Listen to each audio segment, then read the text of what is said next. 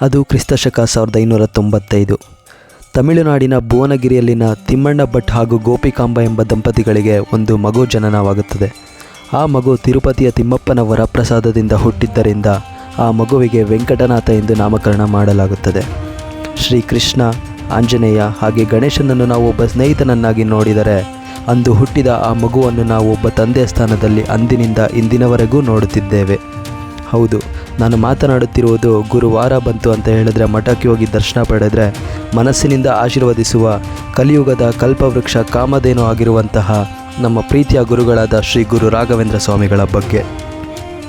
ಪೂಜ್ಯಾಯ ರಾಘವೇಂದ್ರಾಯ ಸತ್ಯಧರ್ಮರಥಾಯ ಚ ಭಜತಾಂ ಕಲ್ಪವೃಕ್ಷಾಯ ನಮತಾಂ ಕಾಮಧೇನವೇ.